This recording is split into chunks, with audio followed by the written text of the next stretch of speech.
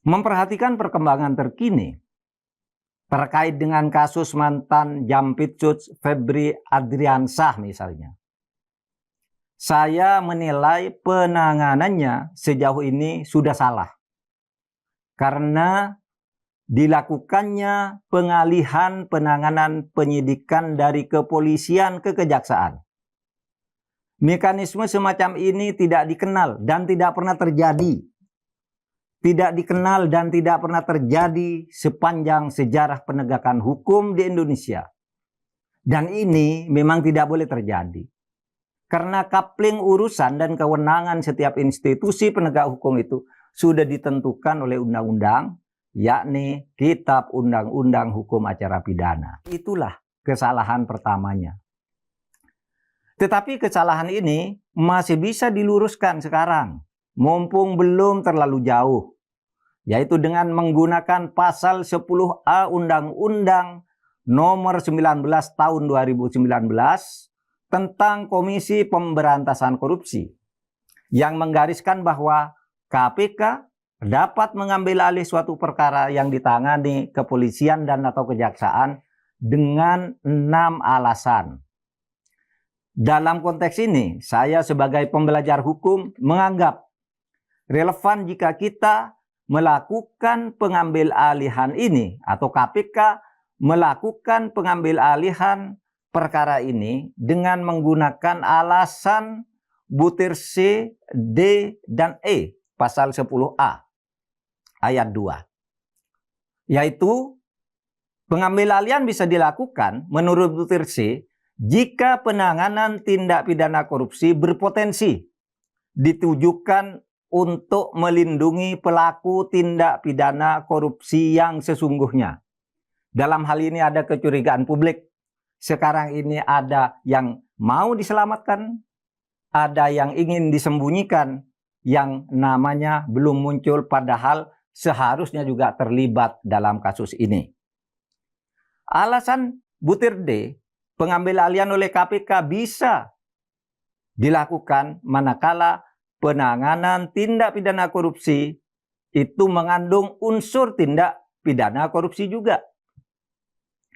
Korupsi batu bara misalnya, atau korupsi asabri misalnya, itu adalah korupsi. Lalu ada korupsi lagi yang dilakukan oleh penegak hukum.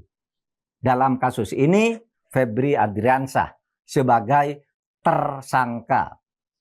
Ini sudah ada korupsi di atas korupsi. Lalu ada butir E. Bisa diambil alih oleh KPK jika penanganannya ada hambatan penanganan tindak korupsi karena campur tangan dari pemegang kekuasaan eksekutif, yudikatif, atau legislatif.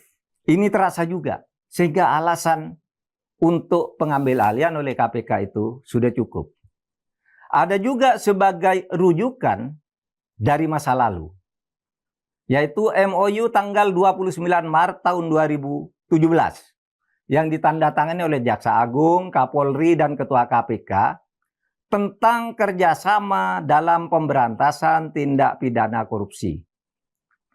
MOU tersebut ditandatangani oleh Kapolri Tito Karnavian, Jaksa Agung HM Prasetyo, dan Ketua KPK Agus Raharjo.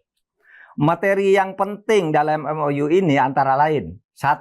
Koordinasi di antara ketiga lembaga, supervisi, pencegahan, penindakan, pelaporan, serta penanganan terhadap aparat penegak hukum yang melakukan tindak pidana dengan keharusan penanganannya itu mengedepankan tata cara dan peraturan perundang-undangan. Jadi jalan keluar tentang masalah ini, masalah Febri Adriansyah ini sudah pernah dibuat oleh para petinggi aparat penegak hukum dan sekarang jiwa MOU tersebut sudah resmi dituangkan di dalam Undang-Undang nomor 19 tahun 2019 pasal 10A. Ada lagi rujukan lain, yaitu prinsip universal di dalam dunia peradilan yang sering dikenal sebagai asas nemo iudex in causa sua. Prinsip ini meniscayakan bahwa penegakan hukum harus menghindarkan diri dari konflik of interest antara penegak hukum. Artinya seorang aparat penegak hukum tidak boleh memeriksa dan memutus perkara yang terkait dengan dirinya sendiri atau dengan keluarganya. Dalam konteks ini, kalau proses penyelesaian kasus mantan Jampitsus ini ditangani oleh kejaksaan, akan ada konflik of interest. Karena Febri Adriansyah akan diperiksa oleh kolega-koleganya sendiri di institusinya sendiri, padahal statusnya masih jaksa. Jadi tersedia asas hukum, norma hukum, dan rujukan pengalaman masa lalu untuk menangani kasus Febri Adriansyah ini agar diambil alih oleh KPK sehingga bisa ditangani dengan proporsional. Bapak Presiden, keadaan ini sangat merusak keindahan arsitektur pembangunan negara hukum kita yang telah diwariskan oleh para pendiri negara yang begitu agung. Keadaan yang saya rasakan belakangan ini, menurut saya sudah mengancam eksistensi bangsa kita. Bukan karena serangan dari luar, tetapi karena perusakan dari dalam. Pembusukan dari dalam kita sendiri.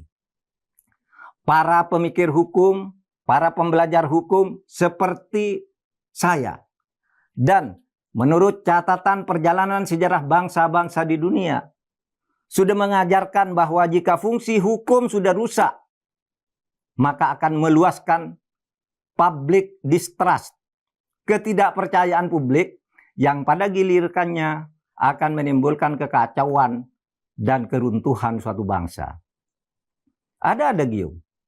Jika ingin menghancurkan suatu bangsa, hancurkan dulu sistem hukumnya.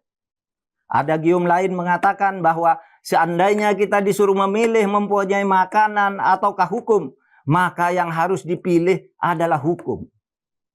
Dengan hukum yang kuat suatu bangsa bisa mengadakan dan mencari yang tidak ada sehingga menjadi ada. Tetapi jika tidak ada hukum yang tegak dengan baik, maka yang sudah ada pun bisa menjadi tiada dan musnah.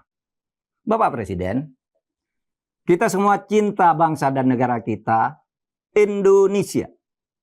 Negara ini kita bangun bersama dengan segenap pengorbanan jiwa dan raga, sehingga kita betul-betul mencintainya lahir dan batin. Saya meyakini dan tahu persis bahwa Presiden Republik Indonesia, Bapak Prabowo Subianto, adalah putra Indonesia yang sangat cinta kepada bangsa dan tanah airnya, Indonesia. Pak Prabowo adalah seorang nasionalis dan seorang patriotik. Oleh sebab itu, ada sejumput harapan saya titipkan kepada Bapak. Selamatkanlah Indonesia dengan penegakan hukum yang berkeadilan. Kalaulah ada yang meyakini bahwa penguasaan terhadap hukum itu adalah bagian dari modal politik, maka kita pun meyakini bahwa pemimpin yang menegakkan hukum dengan benar itu adalah pemimpin yang mempunyai modal dan kekayaan serta keuntungan politik yang berguna. Bukan hanya sekarang, tetapi juga untuk masa depan. Terima kasih. Assalamualaikum warahmatullahi wabarakatuh. Subscribe, share, like, and comment. Subscribe, share, like, and comment. Subscribe, share, like, and comment. Subscribe, share, like, and comment. Subscribe, share, like, and comment.